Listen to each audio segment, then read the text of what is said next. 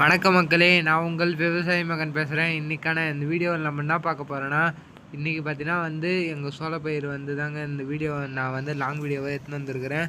அது மட்டும் இல்லாமல் நம்ம சேனலுக்கு யாருன்னா இந்த வீடியோ புதுசாக பார்த்துட்டு இருந்தீங்கன்னா மறக்காமல் லைக் பண்ணி, ஷேர் பண்ணி, சப்ஸ்கிரைப் பண்ணி வச்சுங்க நண்பா நம்ம சேனலில். அது மட்டும் இல்லாமல் நம்ம பார்த்தீங்கன்னா நாளையிலேருந்து லைவ் போடலான்னு இருக்கிறோம். மறக்காமல் லைவில் ஜாயின் பண்ணிங்க. இந்த வீடியோ புதுசாக பார்க்குறீங்க யாருன்னா இருந்தீங்கன்னா. அது மட்டும் இல்லாமல் நம்ம சோளத்தட்டு பார்த்திங்கன்னா முதல் வாட்டி அறுவடை முடிஞ்சு அப்புறம் நல்லா யூரியா போட்டு தண்ணி கட்டிட்டோம். 4 வாட்டி தண்ணி கட்டியாச்சுங்க. இப்போ பார்த்தீங்கன்னா ரெடியாக வளர்ந்து வந்துச்சு. இன்னும் தீவன பயிர் பார்த்தீங்கன்னா இன்னும் 2 நாளில் காலி ஆகிடும். அதுக்கப்புறம் 2 நாள் கழித்து இந்த சோளத்தட்டு தான் நம்ம அறுக்கிறதுக்கு வருவோம். அது மட்டும் இல்லாமல் நம்ம சேனலில் பார்த்தீங்கன்னா தொடர்ந்து எல்லாமே வீடியோவும் விவசாய சம்மந்தப்பட்ட வீடியோ தான் நம்ம போடுவோம். அது மட்டும் இல்லாமல் நம்ம பார்த்தீங்கன்னா லாங் வீடியோ பேசுறதுனால கொஞ்சம் டங்க்கு ஸ்லிப் ஆகும், நாக்கு கொஞ்சம் வளர்கிற மாதிரி இருக்கும்.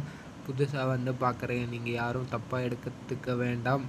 அது மட்டும் இல்லாமல் நம்ம பார்த்தீங்கன்னா இந்த மாதிரி கீரையும் விட்டுருக்குங்க. அரைக்கீரை, சிறுகீரைலாம் தோட்டக்கால் வச்சுருக்குறோம்.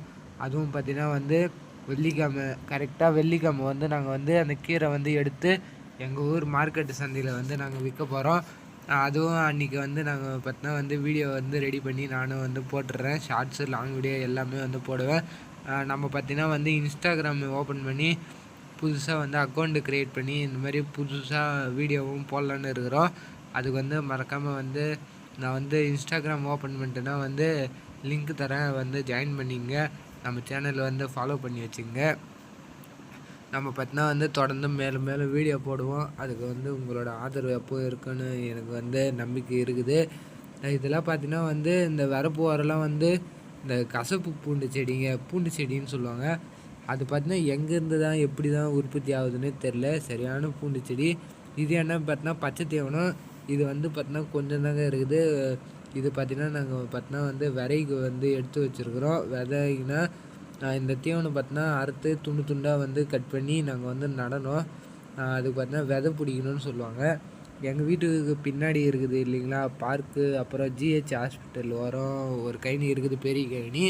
அந்த கழனியில் தான் நடப்போகிறோம். இந்த தீவனம் பார்த்தீங்கன்னா சூப்பர் நேப்பியர்னு சொல்லுவாங்க. கரெக்டாக பார்த்தீங்கன்னா அறுத்து முடிச்சிட்டோன்னா 1.5 மாதத்துலேயே மறுபடியும் வளர்ந்து வந்துடும் இவ்வளோ உயரத்துக்கு. ஆனால் மாட்டுக்கு பார்த்தீங்கன்னா நல்லா சாப்பிடுங்க. நீங்கள் கொஞ்சம் இலசாக இருக்க சொல்லி அறுத்து போட்டோன்னா இதை விட இன்னும் கொஞ்சம் சின்னதாக இருக்க சொல்லுவேன். அப்போ தான் மாடு நல்லா விரும்பி சாப்பிடும். அப்புறம் முட்டி போயிடுச்சுன்னா மாட்டோடைய பல்லுக்கு அசியாது. நல்லா கரும்பு கட்ட மாதிரி இருக்கும். அதனால் கல் மேல்ற மாதிரி தான் இருக்கும். அதனால் கொஞ்சம் இலசாக இருக்க சொல்லி அறுத்து போட்டிங்கன்னா சூப்பராக வந்துடும். அப்படியே பார்த்தீங்கன்னா தெரியும், இதெல்லாம் நம்மளது தான் மொத்தமே. எல்லாமே மாட்டுக்கு தாங்க வரிசை வச்சுருக்குறோம். அப்படியே பார்த்தீங்கன்னாவே தெரியும், இது ஃபுல்லாமே சோளம். அப்படியே பின்னாடி சைடு பார்த்தீங்கன்னா தீவனம், சோளம், தீவனம். இதுதான் நம்மளுடைய பொழைப்பு. மாடு பார்த்திங்கன்னா ஒரு 10லேருந்து 14 மாடு வரலும் இருக்குது. 7-8 மாடு பால் கறக்குது. இதுதாங்க எங்களுடைய வேலையே.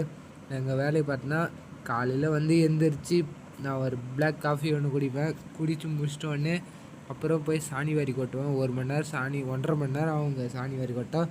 சாணி வாரி கொட்டிட்டு அப்படியே கரெக்டாக 8:30 மணி ஆச்சுன்னா பால் கறக்க ஆரம்பிப்போம்.